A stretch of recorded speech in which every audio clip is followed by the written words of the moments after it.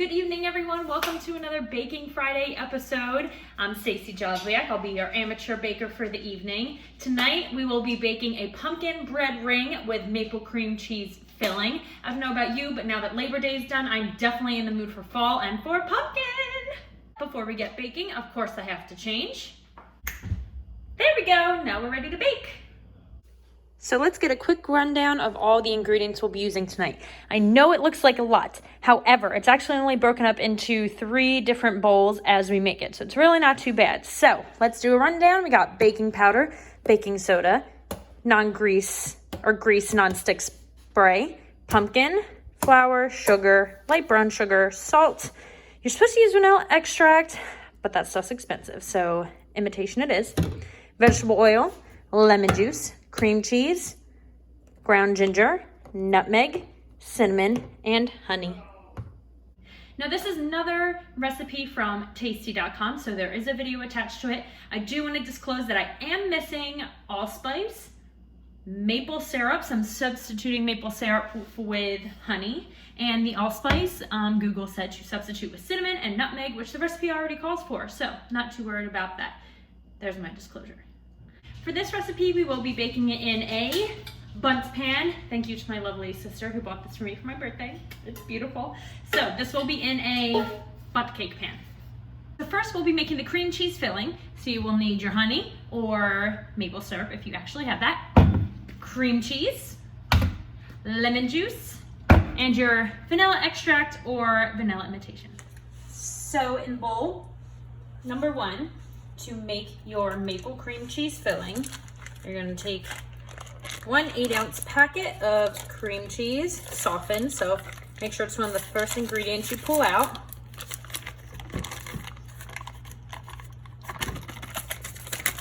There we go. I don't feel like my cream cheese is soft enough to manipulate, so I'm going to throw it in the microwave for 15 seconds. Hopefully now it'll be a bit softer. Now you're gonna add in 1 teaspoon of lemon juice, 1 teaspoon of your vanilla extract, or if you've watched me before, you know how much I love my vanilla, so I'll do the teaspoon. I'm gonna do a little extra. There we go. Then we're gonna do 4 tablespoons of honey, and this is gonna take a while. 4. So now we have all of our ingredients in, so we're gonna go ahead and mix it together. You may have to wait a little bit longer till your cream cheese is softened or microwave it. So I did microwave it for that 15 to 30 seconds before adding in these other ingredients. As you can see, it is working itself out now, so I'm just gonna keep mixing it. So you're gonna mix it until you get a texture that's like this, kind of like fluff. Really try to get all those chunks out. I'm not a super great mixer, even if I was using a whisk, so I'm pretty content with how this looks. If you have a KitchenAid mixer, this is when your mixing bowl is gonna come in handy. You're gonna put all of your dry ingredients in here. So your first ingredient is gonna be 2 cups of flour. There's 1. This is where it gets messy. 2 cups. I lied to you, it's 2.5 cups. And I'm too lazy to use and get dirty the half measuring cup, so I just filled the 1 halfway. Next, add in your 1 cup of brown sugar. Does not specify light or dark. Then a teaspoon of cinnamon. I might do a pinch more just because I don't have the allspice that it recommended. So I'm just do a little something extra. Then a 1/4 teaspoon of nutmeg. Again, I'm pretty good with measuring things, but things like this, I don't think you can have too much or too little. So even though it says a 1/4 teaspoon and I'm using a whole teaspoon measuring spoon, I'm just filling it like halfway. Again, not using allspice, so a little bit more of this shouldn't hurt. Next up, a 1/4 teaspoon of ground ginger. Make sure not to grab too much there. It's my guesstimation based on 1 teaspoon measuring unit. Then a teaspoon of baking soda. Yes, I know you're not supposed to measure over the bowl, but here I am doing it anyway. 1 teaspoon of baking powder. Lastly, before mixing, we're going to do a 1/2 teaspoon of salt.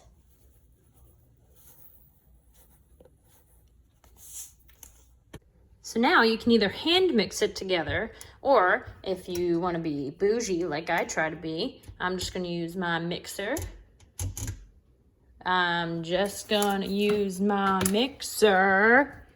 It's plugged in. Oh, there we go. Whew, took a minute there. And get those dry ingredients all mixed together. Okay, oh, too excited, too excited. Oh, I know that too. Okay, not too much of a mess.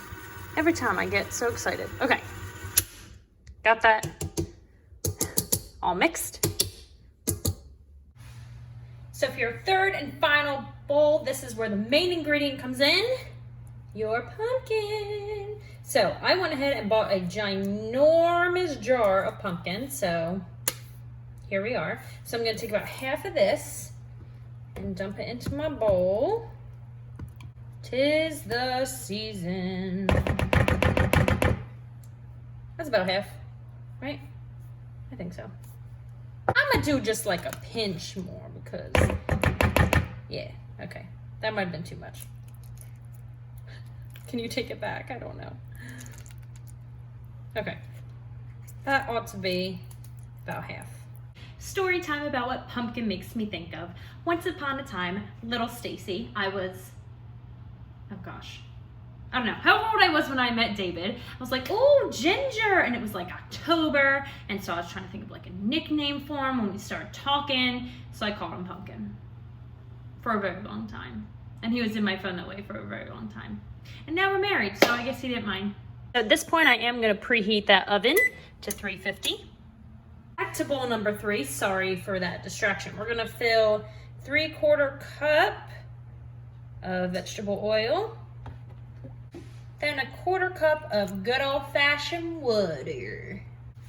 Next up, 2 teaspoons of vanilla extract, and my bottle was basically empty, so I'm gonna just put that in, and I don't know how much that was, but everything's fine. So now we're gonna mix that together. Be careful it doesn't splash out. Now that I've got it pretty much nice and combined, I'm slowly gonna pour it into the dry ingredient mixture that's in my KitchenAid. So I'm gonna add some, pause, put this down, mix, and then I'm actually just gonna keep it on and slowly add some more in. Trying not to miss the mixing bowl like I did on the edge here, which you cannot see, but that's okay. I do have it pretty much cranked all the way up now. Now it is all the way. I had it on about 6-8 for a lot of it.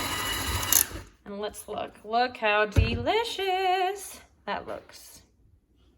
Okay, if I'm being perfectly honest, it kind of does not look so good. Kind of looks like something that would come out of an animal's behind if they were sick. But you can look past that, smell it, smells delicious, and it'll taste good, and it'll be fine. Everything's fine. All right, oven's almost to 350. It's now time to spray your bundt pan. Never know how generous to be with this. Just doing a little few squirty squirts all the way around. That should be good. So now we're on to the final step before tossing it in the oven. You're gonna put about 1/2 of your batter, thank you oven, into the bundt pan. Make sure it's pretty even all around using your spatula, or you can give it a good hit on the counter. So I have a feeling this is where the poor aesthetics, as I say, come in. They used a like cookie scoop to put, wow, see, already butchered it, to put these dollops of cream cheese in. This is gonna take a while.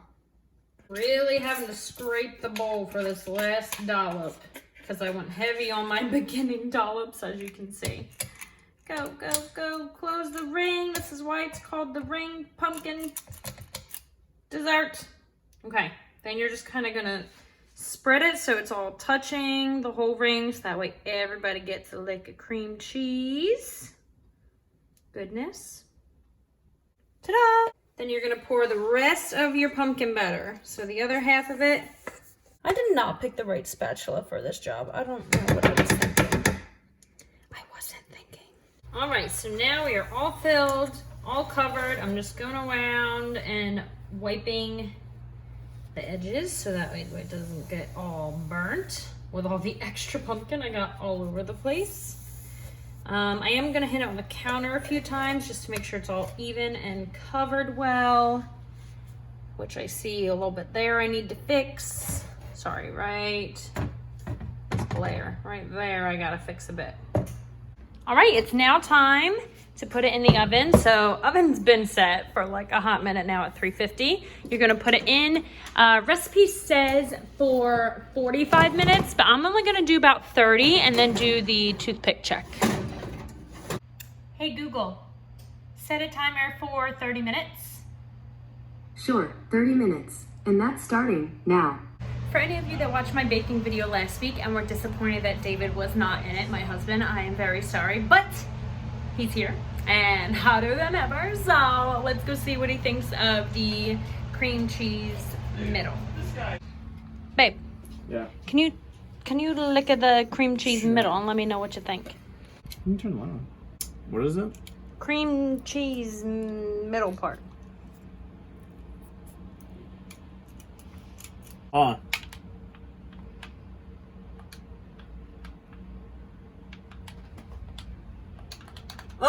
it good?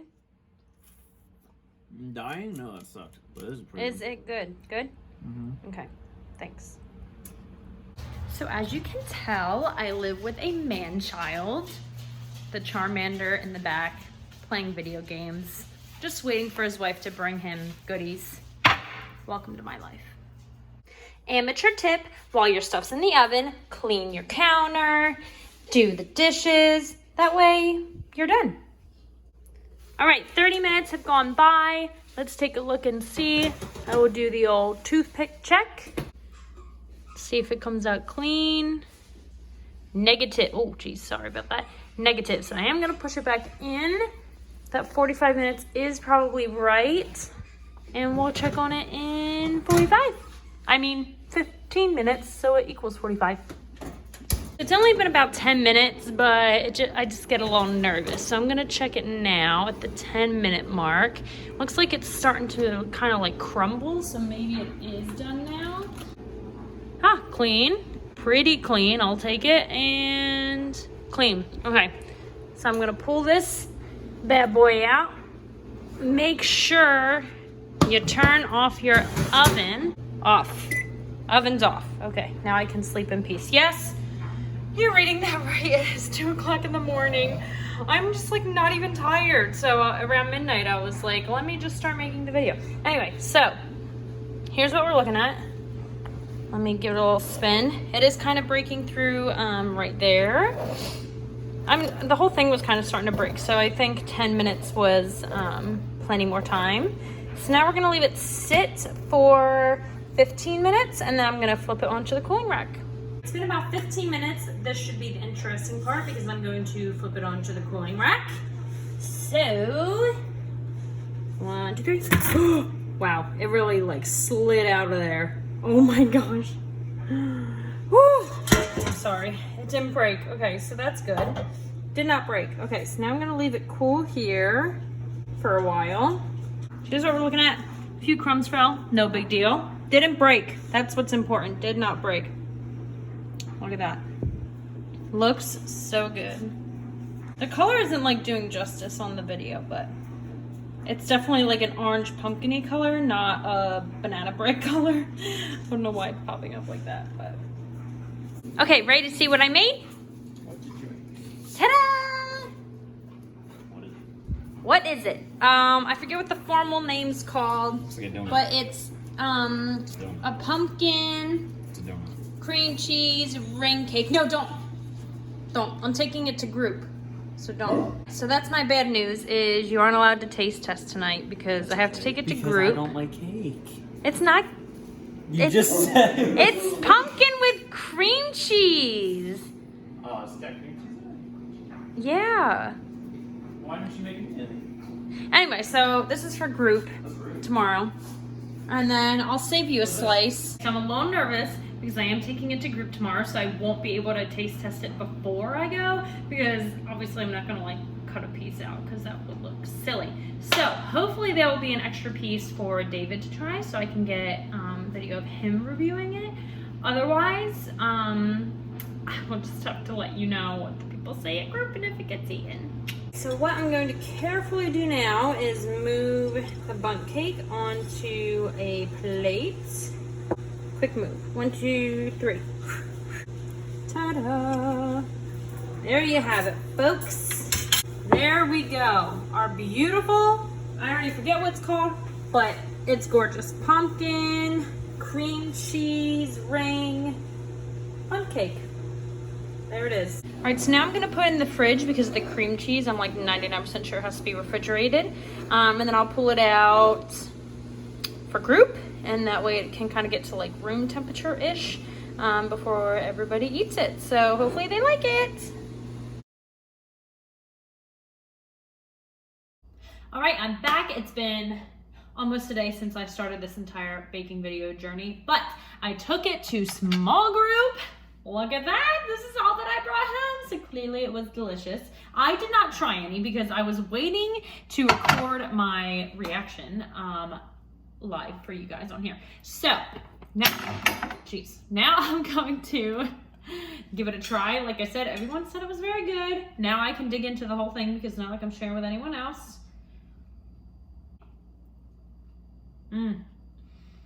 Wow, that's really good.